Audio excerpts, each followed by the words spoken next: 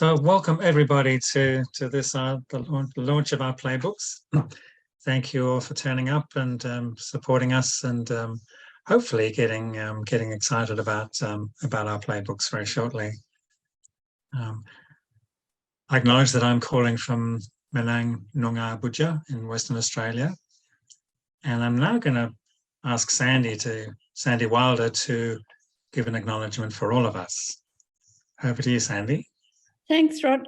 Hello, everyone. In the spirit of healing, we take time to acknowledge the Aboriginal and Torres Strait Islander peoples as traditional custodians of all the places we're meeting from tonight.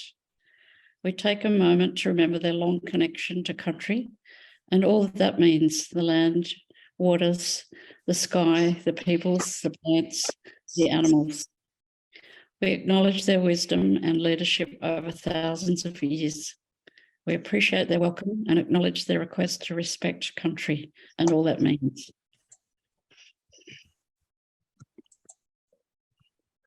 Thank you, Sandy.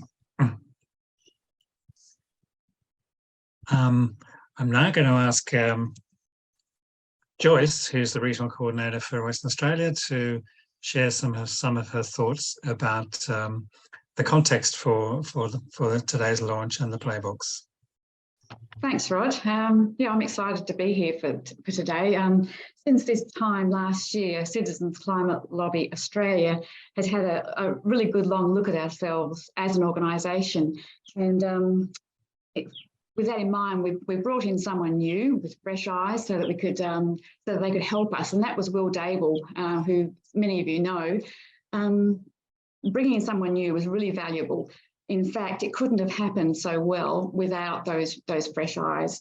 Will brought in a younger, fresher perspective and a bit of Monash University magic and that really impish grin that he has.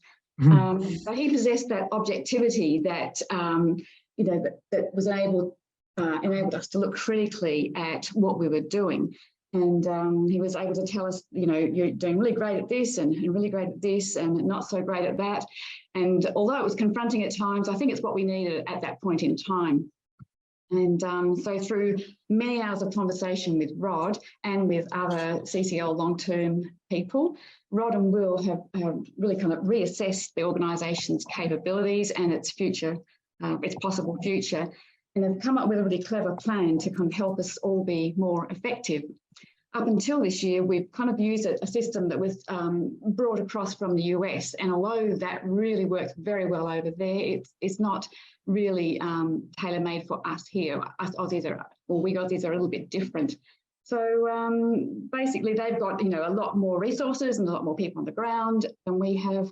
So it's really comes down to a bit of a size thing. So consequently, a new maxim has evolved, and that is that small is beautiful. That's what we're going to go with. How does a small organisation best leverage its talent and its expertise? And what Rod and Will have come up with is a new modus operandi for CCL.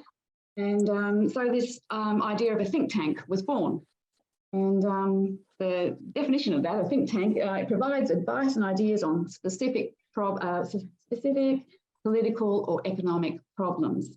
And that's our aim now. We want to share what we've learnt over the last 8 years or so, firstly about carbon pricing, but secondly about how to lobby, how to use our democracy to lobby for better environmental outcomes. So gathering all this information and expertise that we've gained since 2014 into playbooks, I think, is a masterstroke. Until now, all this information was in people's heads, inaccessible to others. Rod will talk about the playbooks in more detail and explain how they can help all of us communicate effectively and contribute to climate discussions and debates here in Australia. So I'm very excited to hand over back to Rod. Thanks for coming, everybody. And thank you, Joyce. That was a great overview. Really good. So just checking is.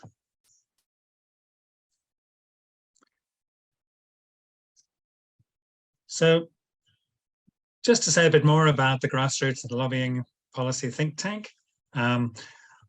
we're leaner and clearer about what we're doing. We still have a very clear goal, and that is to get an effective price on carbon enshrined in law. And a very simple strategy to get there, to develop and share rational climate policies as widely as we can, to build political will for a livable world through citizen lobbying, and to support lobbying of the people who can change the legislation.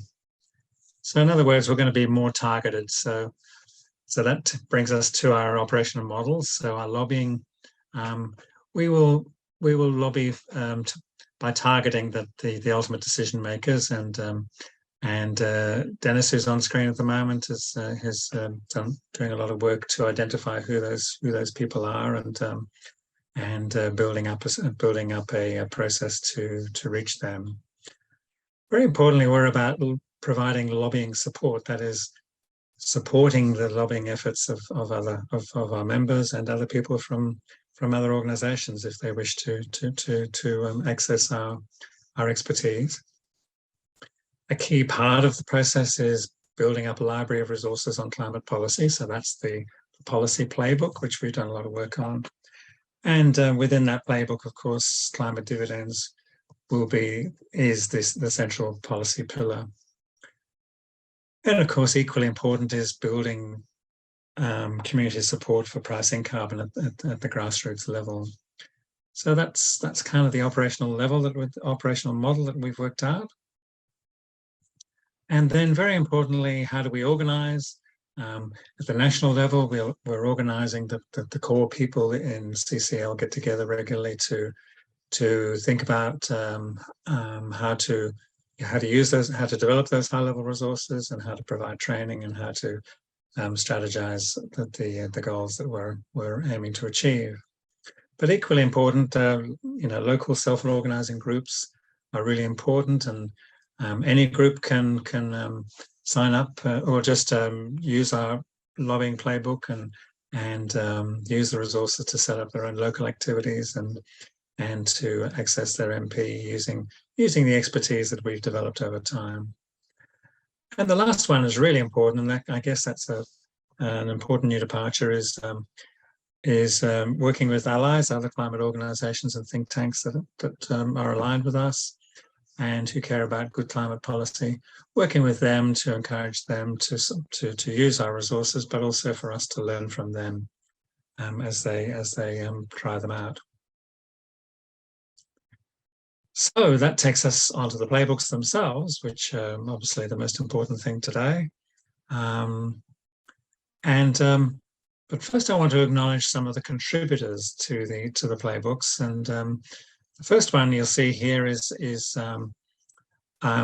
Josephine Auer, who can't join us today, unfortunately. She's a very busy person because she's just recently, well, not only because, but she's just recently won the Rhodes Scholarship to Oxford for Queensland for next year. So she's adding that to her very busy schedule. And that's a photograph of her being congratulated by the Vice Chancellor of her university. So these are the main contributors to our playbooks. Jo Auer has contributed quite a few articles. She's actually a graduate economist, and she's now studying a master's in maths, and of course she's off to Oxford to study study that further. She's contributed 3 articles already. Joyce, who you've just heard from, she's contributed 3 articles. Dennis has given us 1, and he's got a couple in the pot that we're looking forward to. Jennifer Delmar has drafted 1, and she's given some editorial and style suggestions. And of course, I echo Joyce's comments that thanks go to Will for setting us all up for this. And the lobbying playbook has been, the main contributor has been, Bill Shute and his team the training team have been the ones putting most of the articles into the playbook. And so that includes Pam Pitt, who you'll hear from her very shortly, and Sue Weezer, Tony Wright, and Rod Power. But also Jordan Hodgson, he wrote some really good stuff on grass tops, which has now been put into the into the lobbying playbook. That's really, really valuable. And Ian Hunter, who's done some really good work on clipboarding, that's also been included in the playbook. So those are the main contributors so far, and we're very happy to receive other articles as people see fit to add to the playbooks. So the policy playbook is, so I'll just talk briefly about that. That just shows you the kind of book-like structure we've arranged for the playbook. So we start with an introduction, and I'll take you through this in a second so that you can see it yourself. But and then we have those 4 parts, which is the way we've organised the articles. So I'll switch now to policy playbook.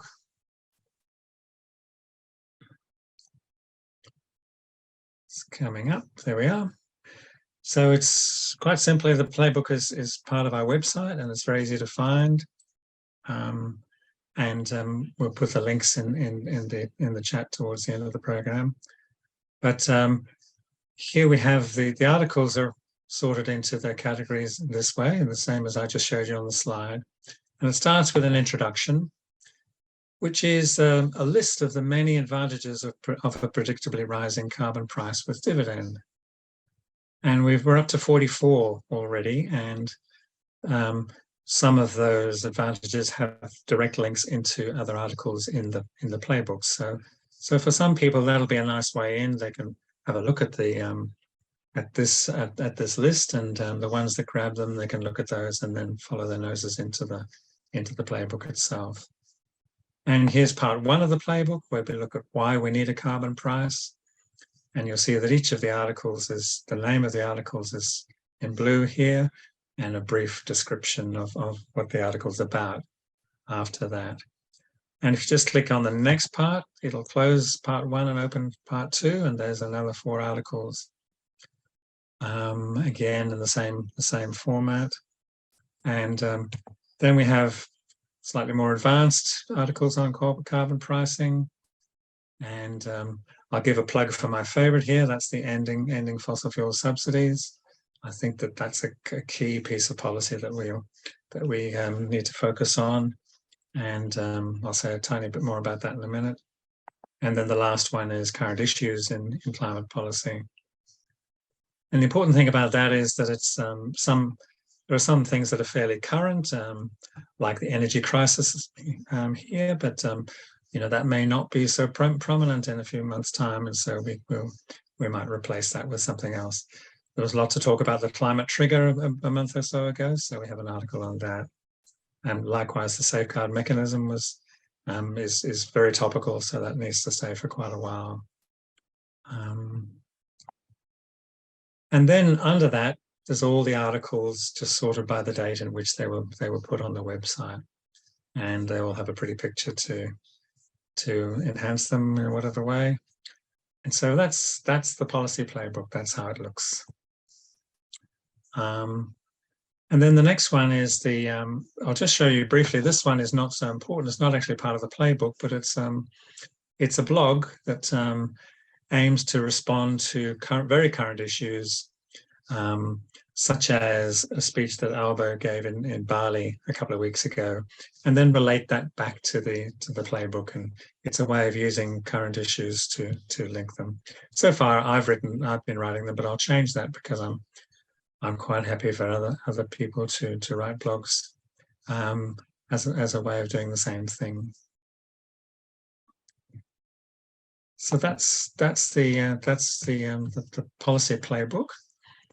We'll look at the lobbying playbook in a second, but I just wanted to draw attention to this graphic, which is was drawn by Militia, and unfortunately she can't be here today because she's working.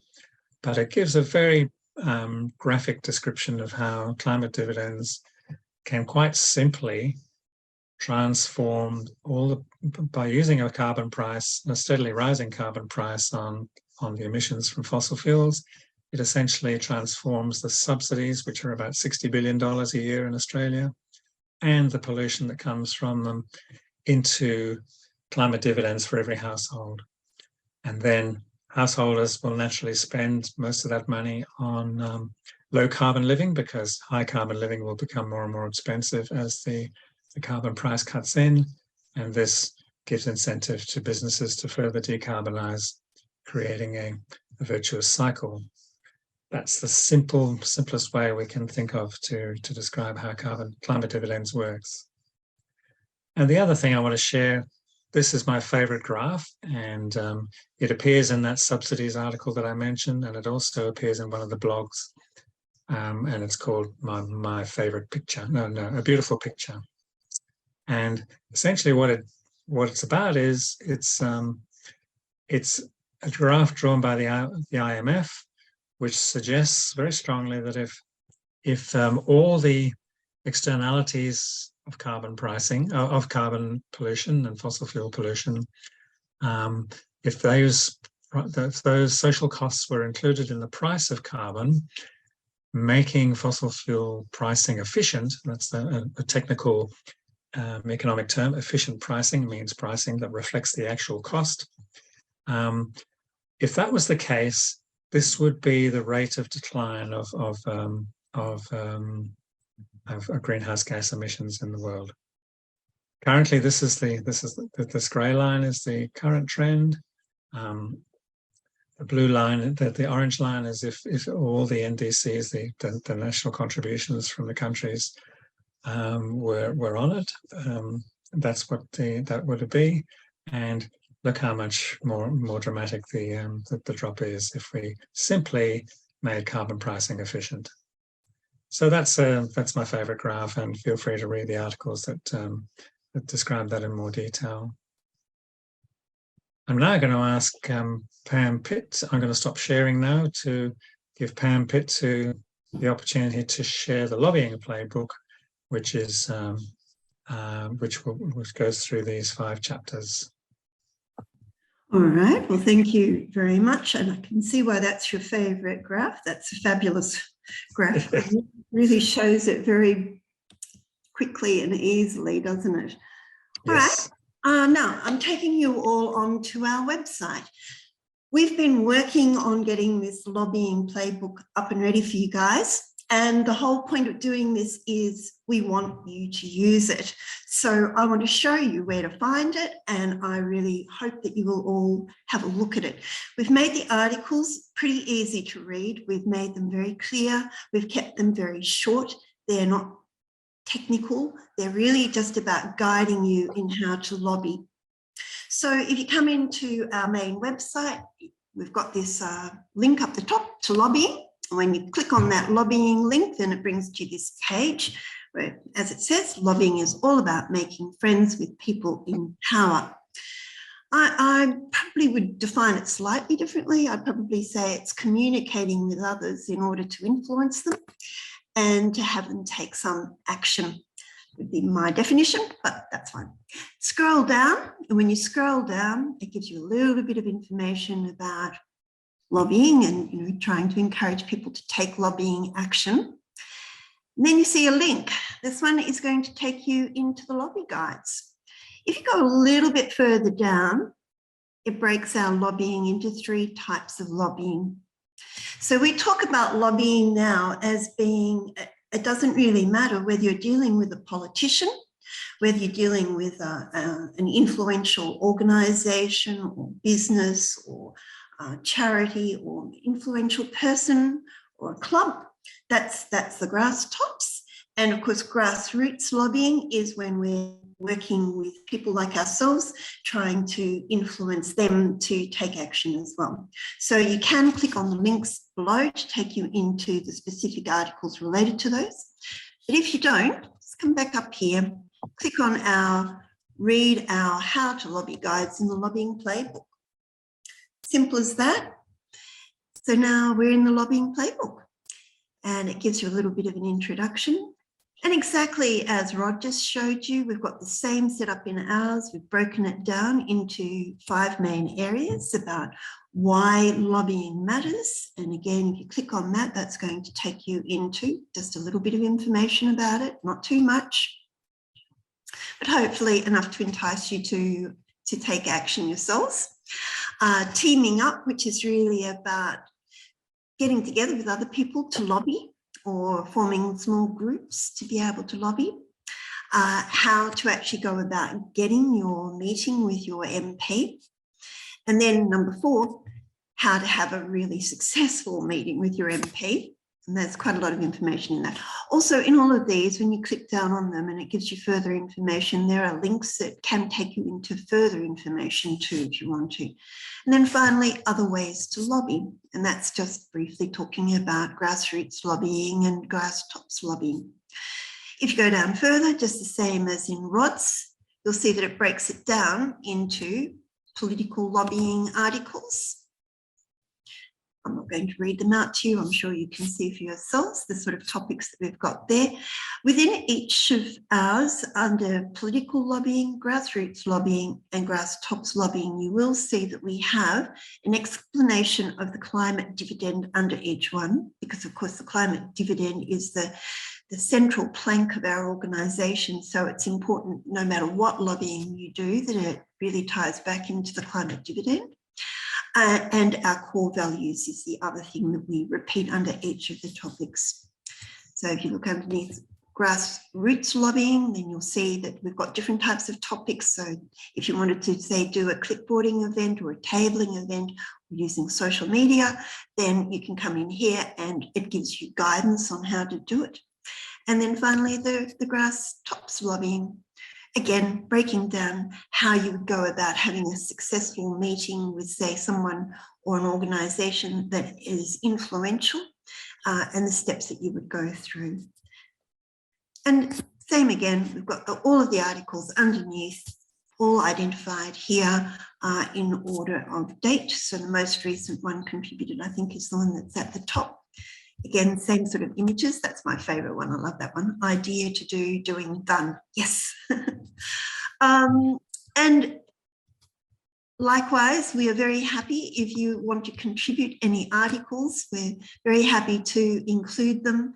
But more importantly, we just really want you to use them. So please, please, please have a look, make use of them, and get your lobbying happening. And I'll put a little plug in too. We're going to be holding a writing workshop very soon where everyone's going to be writing as a part of lobbying. So if you're interested, find out a bit more about it and come and join us. We'll be holding that very soon. All right, I'm stopping my share and back to you, Rod. Thank you very much, Pam. That's great. And thank you for showing another way into the playbook from the earlier page in the website. That was really good. Okay, I'll reshare briefly, and then we'll be opening up for questions.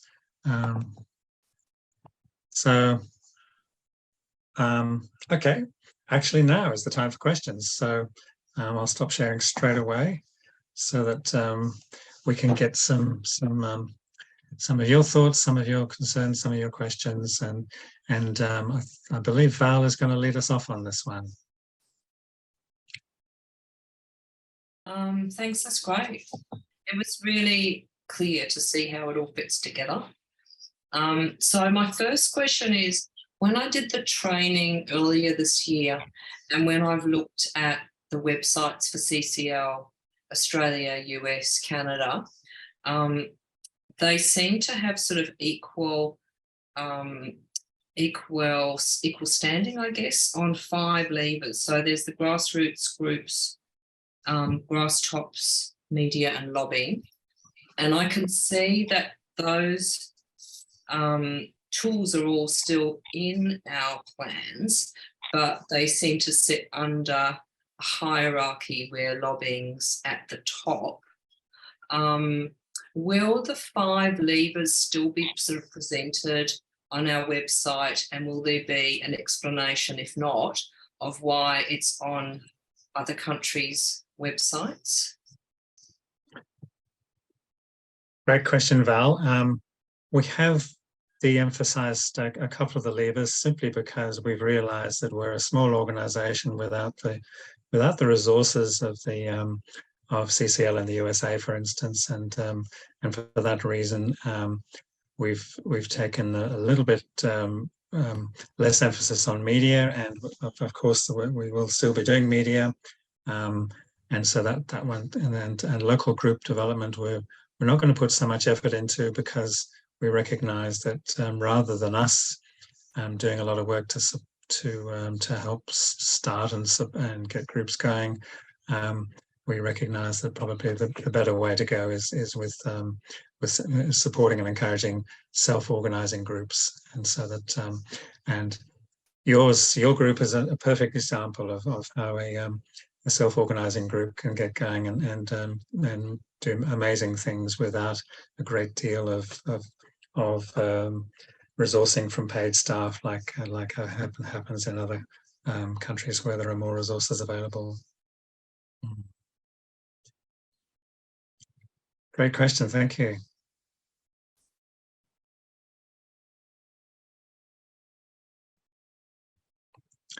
Dennis here, Rod. Thanks, Dennis. Hello. Yeah, I think Val's question was a good question, because the 5 Levers legacy is still well and truly fixed in my mind. And I think it's also fixed in some of our first people who started way back. Yes. But I understand it. I think it's probably a good idea. And we've struggled like crazy to get groups up and running. Some groups have come and gone. Mine grew and then faded away again. Hopefully it'll come back now. But I think being able to support individual groups really does require a larger number of resources, which we don't have. So I think Joyce's comment about, was it small was beautiful or more effective or whatever, yes, I think is really, really good. And hopefully, I know this sounds naive, but it's not meant to be naive. I think enthusiasm will drive it, and hopefully others will catch the virus, so to speak, and continue on the way. So thank you very much for the question, Val. I think it clarified my thinking. Thank you, Rod, for the response. Thanks, Dennis. I'd like to ask a question. I wonder, Rod, how you see this, the interaction between us and other organisations. How do you see our playbooks working with other groups?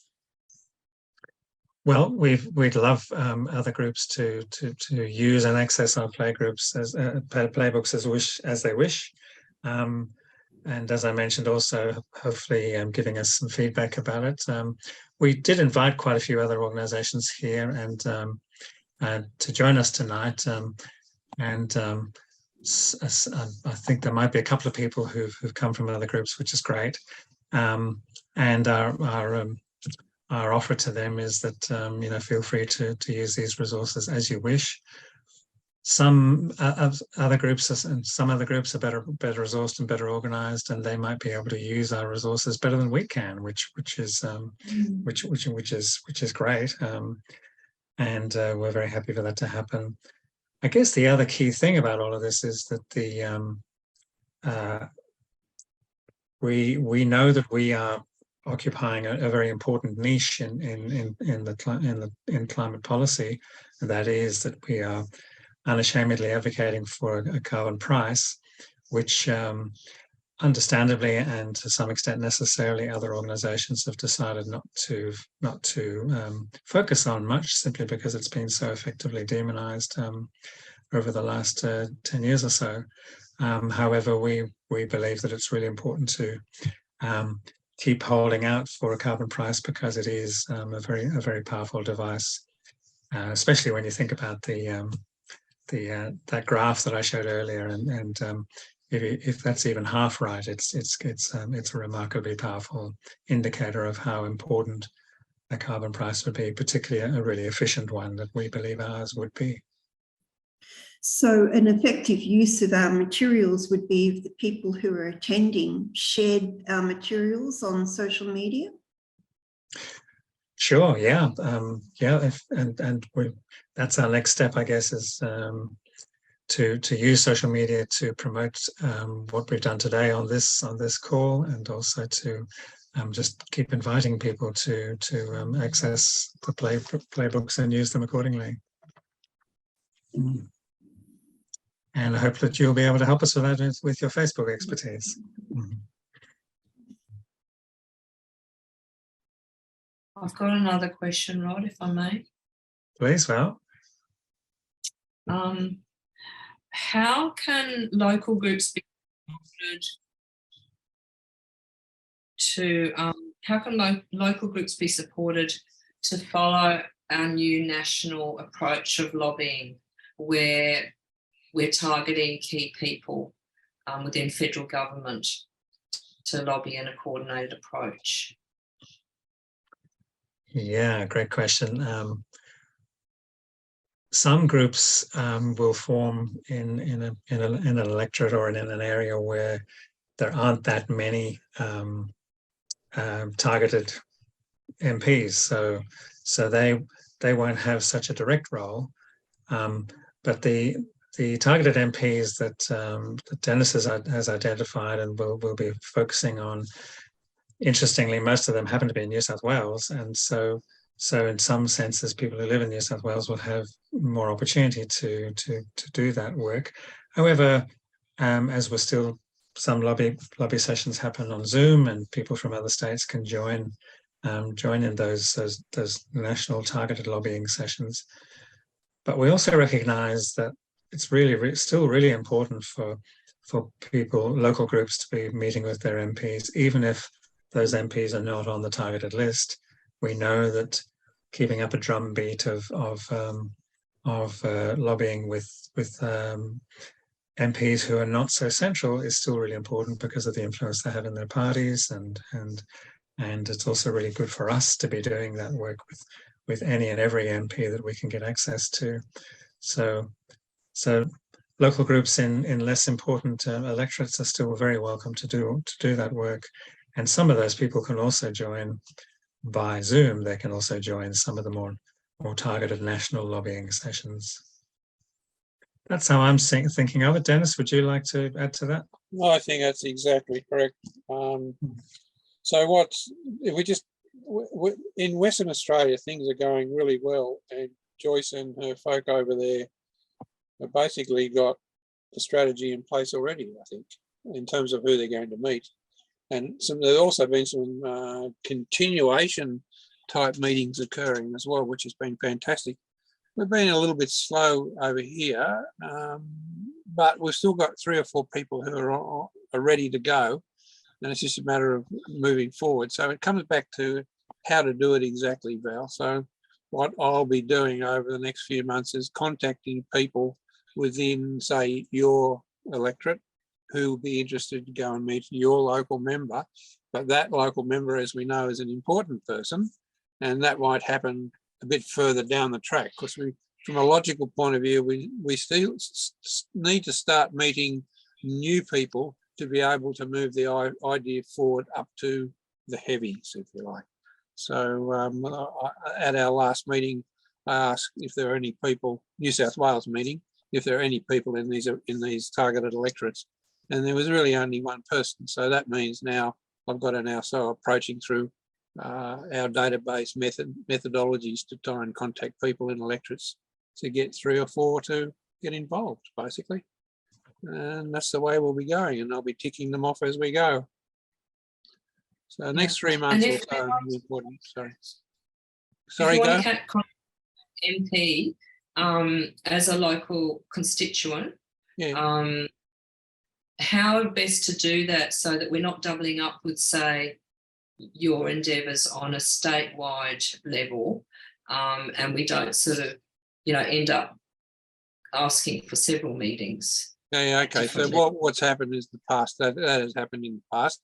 So I think what I've been trying to do, and I have to say I totally fail at this time, is to try and get people up and together on Slack, to be able to do it on Slack and start talking to each other. So it's all open in everybody's head. But that's been really hard to get going, as Tom understands as well. So one of the things that Tom suggested at one of our meetings recently was that we really need to engage people and get them really used to Slack and not be worried about it, so we can start to be open and transparent about what we want to do. It comes back to transparency. People have got to know exactly what's happening with the other people. In Western Australia, that's going really well. In New South Wales, we're a bit behind the 8 ball. It's been difficult to get people to engage properly, really. So that's the challenge, I guess. So if you want to go and meet someone, at the moment I'm taking over the role of New South Wales coordinator. So everybody who's going to go and meet someone in New South Wales, whether it's a targeted person or not, if they drop me a line to say, look, we're going to go and do this, then that's all they need to do, and we can come together to prevent duplication occurring, which has already occurred with Zali, because we've met Zali in the past. We've had a good relationship with her in the past and her staff, and new people might come in and then send a letter to her, but we've already communicated with her. So we need to prevent that sort of redundancy of logic and get everybody targeted for the same message, really. So in short, contact me, Val. Mhm. Just on Thank you, that, Dennis, and thank you, Val. Sorry, Rod. But one thing that Dennis has been talking about lately is getting this activity log going. And if that was on Slack, then anyone who wanted to go and approach an MP could just look at the activity log and just see whether, what we were up to with that particular MP. So that makes it open and transparent. But I love the strategic work that Dennis is doing. So it really helps us kind of like decide on what actions to take. But having said that too, if there's anyone in a different electorate, I think that it's still very valuable to build up that muscle, that lobbying muscle, so that people get experience with lobbying, no matter who their MP is, because it can be daunting to go and for a first time to go and speak to an MP. But if you go and do it once, then you're probably more likely to go and do it again. So, and that's the only way we're going to get any movement is that MPs see a continual stream of people coming through their offices or calling their offices. So we've got to really build up that lobbying muscle.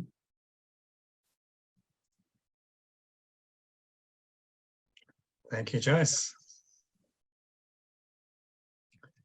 Other questions? Look up. I do have another one, Rod. Sorry for dominating. Please do. Please do. You Go ahead. mentioned there was a slide called organising, and you also mentioned at some stage that we don't have the resources, understandably, to run the face-to-face training sessions. So what training do you have in mind going forward? I'm going to handball straight to Pam because she's on the training team and would know quite a bit about that. Yeah, well, we're still continuing the training that we've been rolling out all along. What the problem was, Val, was that we were finding that we weren't getting much response. We would be holding training sessions and maybe only having 3 people come. And it's a lot to prepare and set aside that time without getting a decent number of people come. So we're still very keen to do it. We did put it a little bit on hiatus while we were doing the lobbying playbook, because that was a lot to put together too. So we will be resuming it. So for example, that writing workshop that I was talking about, that's part of, it's not straight out training, but what we want to do is we're going to give people who haven't read the materials a very brief rundown on how to write effectively. And then for the bulk of that session, we're actually going to get people working on actually writing something with the intention of being able to send it at the end of that session. So that'll be our next one. So, but we're going to continue putting out training sessions. What we're intending to do though is we're putting out expressions of interest. So you might see that there've been some things come out in your emails. And when we get a response of more than 5 people, then we'll run them. So that's what we're intending. So we don't actually have a training schedule as such. It's really dependent on the response from our members, if that makes sense. Joyce? We're just going to Thanks, Pam. We're just going back to look at the chat. There is a question from Lisa who's on here about Canna. Lisa, are you there to ask that question? Because I'm not quite conversant with the acronym BBL. Sorry, Joyce, that was confusing of me. I'm just running around. It's just Climate Action Network Australia, hoping that Citizens Climate Lobby will share these amazing playbooks with other climate organisations across the country. Well done. Yeah, look great. Oh, good. I can answer that quickly then to say that thank you, Lisa. We've booked a brown bag lunch for some time in March, which is the closest opportunity because for various reasons that's the earliest opportunity. But so yep, that'll be our first venture in that direction. And thanks for making it possible when I phoned you the other day.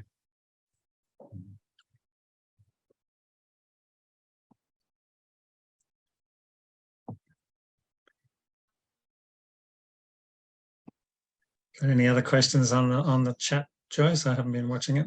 No, that's all. But I have got a comment. I think something we were talking about the other day, Rod, with the 44 advantages of carbon pricing that Rod's put up as an introduction. I think it's quite amazing. But I guess if anyone wants to contribute, if you see one of those advantages and it hasn't got a link to anything, I guess that's where we still have a few gaps in our playbooks. And so if you have some knowledge about those particular advantages and you want to help us build this body of knowledge, then just let one of us know, Rod or Pam or Tom or Dennis or anyone, let us know, and we can try and incorporate that, because we just want to build this up and share it with as many people as possible, so that the wider variety of topics we've got covered there, the better. And if we want to contribute a blog or a new playbook, how do we go about that? Can I hand back to you, Rod? Yes. If you think of a blog that you'd like to write, just send an email or a Slack message to me or anyone else on the policy team, and we'll respond to that. And encourage you to write it and we may edit it with you as well, but essentially we'll publish it as quickly as we can while it's fresh, and link it into other playbook articles. So that's for the blog. Yes, we would love to have other articles written for the playbook as well, particularly for instance, if you can see a glaring gap where there's something needs to be said, and particularly if you think you have some of the knowledge, or at least you can do some of the research to find the knowledge to put in, that would be great. And also in that list of 44 advantages of carbon price with dividend that we've made, there are quite a few of them that sort of are glaringly calling for a bit more research. And so if you read one of those and you can see that there's not a link deeper into the playbook, and think that you have something to share, feel free. That'd be great. And so again, approach us with an idea, and then do some of the writing if you like, and then we'll work it up together. It'd be great. Just following on from that, Rod, too, really, I think you were saying that in the last sentence, but yes, if you don't want to write anything for the playbook, but you can see any gaps or you've got any requests, pass them through. So we can always write them if you don't want to, so we can do that too.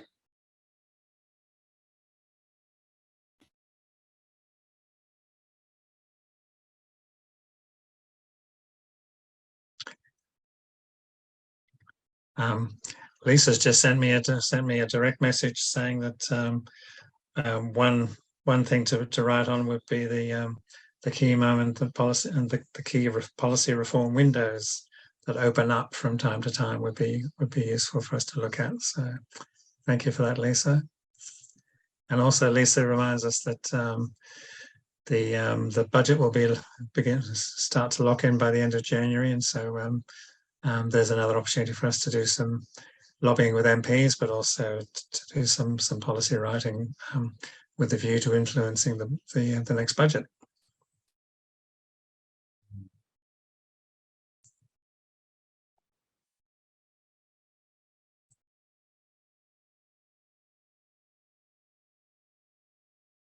There's another resource too, if anyone wants to be further convinced of the potential of carbon pricing, and that's Climate Interactive have something called En-ROADS, and it's like an interactive set of graphs. It's very thoroughly researched, and you can actually plug in different solutions to help the climate problem, and it really glaringly shows how effective a carbon price is. So I urge anyone else on here who doesn't know a lot about carbon pricing yet to have a look at this Climate Interactive En-ROADS website. I'm loading it now. Oh, thanks, Rod. Yeah, Joyce, John's so we just can asked for a actually- link. You'll be quicker than me. Thanks. It's just taking a little while to come up, but once it's here, I'll share it. Thanks. Probably the link should be on one of the playbooks, I guess. It really should. Thank you for the suggestion. I love these suggestions. They're going to help us a lot.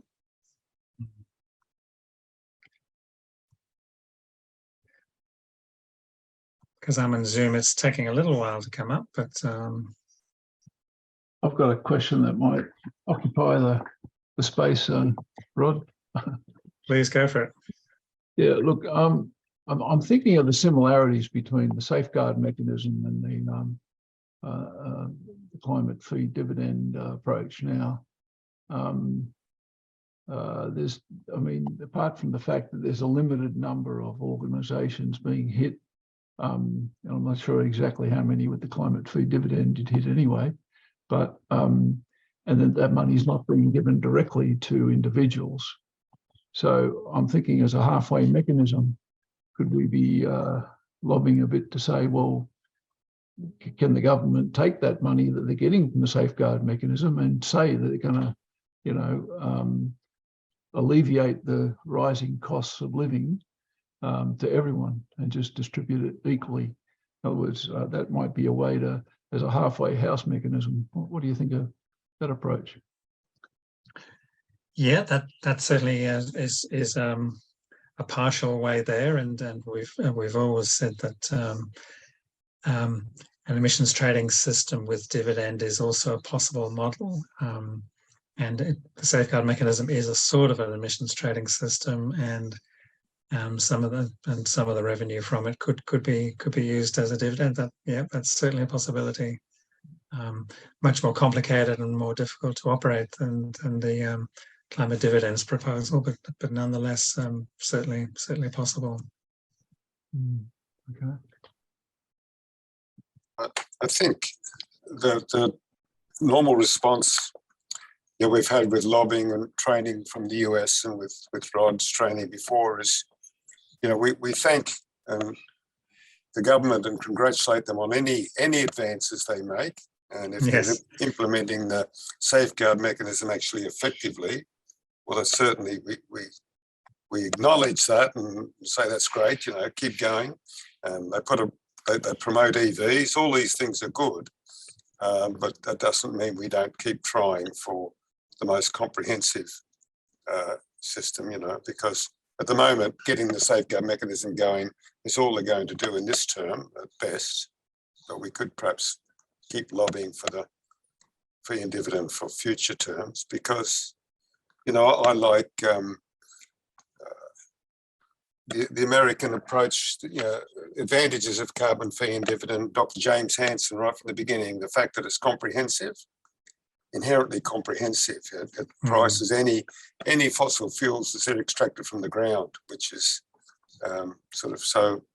it covers everything because it must. Any extraction is just so elegant and beautiful that it's hard not to keep promoting it. But in the meantime, keep acknowledging any advance they make in any positive direction at all. You know, even we even thanked the previous government for the small advances they did make, although they were hard to identify at times. But we did try to thank them for what they had done. Thanks. Thanks for that. Beautifully put, Howard. I've got the link to the En-ROADS thing, but it's still not loading because I'm using Zoom. It's using a lot of my thing. But so I'm just going to put it in the chat anyway for you, so that you can look at it afterwards. But you're right, Joyce. It's a really useful tool for looking at how powerful a carbon price can be. And I suggest you just put it on the playbooks and let people find it there, Rod, because that's what they're there for. Exactly. Yeah, thank you. It's another beautiful picture to go with that graph that I showed earlier. Yeah, that's actually what reminded me about it.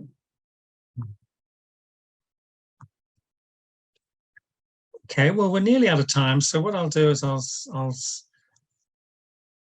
switch back to Sorry, Rod, just before you do, can I just Yes. interrupt there and just say congratulations to absolutely everyone who's made these playbooks happen, because it's a wonderful achievement. I've been watching it unfold from quite close quarters and for a long time, and I just have been waiting and waiting for these to be launched. And congratulations, well done everyone, huge round of applause and thanks. And they're just such useful documents that I just hope they get heaps of use in this organisation and in lots of other organisations, and maybe send the links to the pollies and they can see the information for themselves. I don't know, but well done everyone, and thank you. Round of applause from me.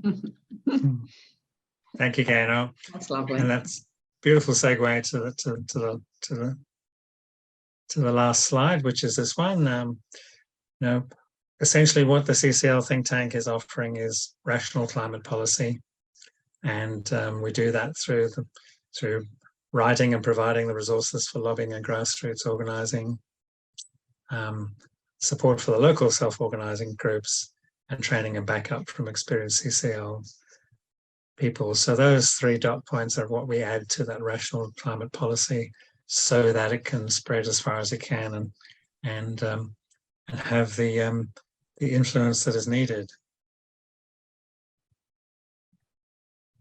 And then finally, these are the direct links to the two playbooks and the blog, the Wisps of Clarity, as I call it. And so we'll put those in the chat very shortly, so that you can see them all, so that you can access them all. But they are all findable on search engines now, and also Pam has shown you another way to find them in the earlier pages of the website, which is great. So thank you for all of that. So that's it. Thanks, everybody. Thank you very, very much for attending and being with us, and for all of you who've contributed to making this playbooks work, and also for helping today's event take place. So many thanks to all of you.